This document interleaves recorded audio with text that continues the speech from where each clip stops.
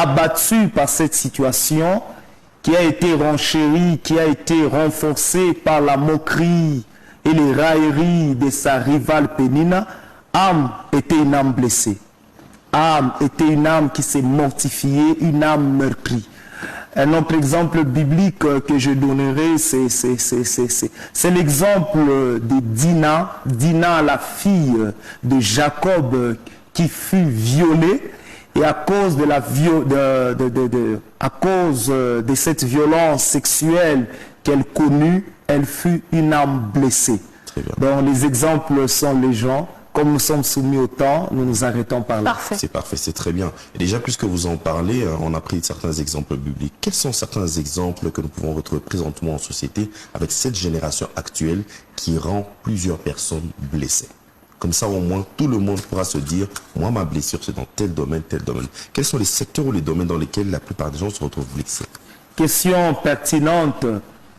Au jour d'aujourd'hui, dans l'environnement dans lequel nous évoluons, que des âmes blessées. Il y en a beaucoup. En fait, il y a des différentes catégories des âmes qui sont blessées. J'en donnerai 2 à 3. La première catégorie, vous voyez, il y a prolifération, multiplicité des cas de folie. Tous les fous ne sont pas les gens qui ont touché forcément à la magie, au fétiche, à l'occultisme. C'est la folie sur le plan médical. C'est une résultante de blessures de l'âme. Tellement qu'une personne a subi des coups, a subi des chocs, est passée par une période d'échec, tout un avalanche d'échecs, la personne ne sait plus se retrouver dans la vie et la personne arrive à péter le plomb, si on peut passer ces termes.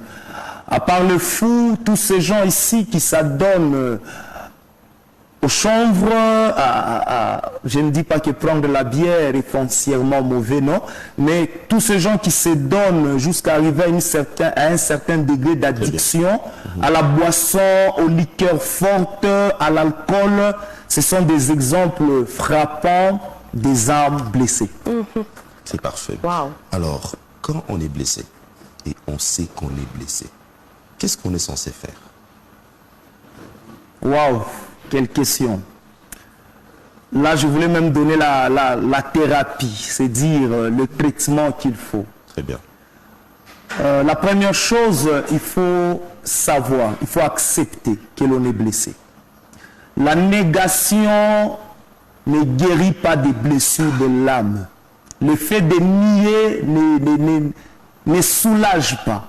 Il y a toute une thérapeutique, tout un traitement quant à ce. Je donnerai quelques éléments de ces traitements.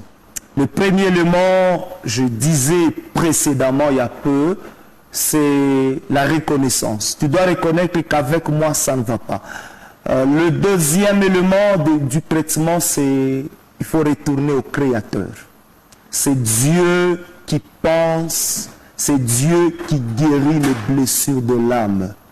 Il faut se tourner vers le Créateur. Le troisième élément que je donnerai aujourd'hui,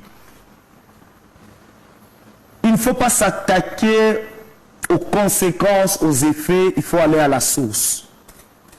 Par exemple, si une personne a connu une déception amoureuse, il faut que la personne admette que ce n'était pas la fin du monde.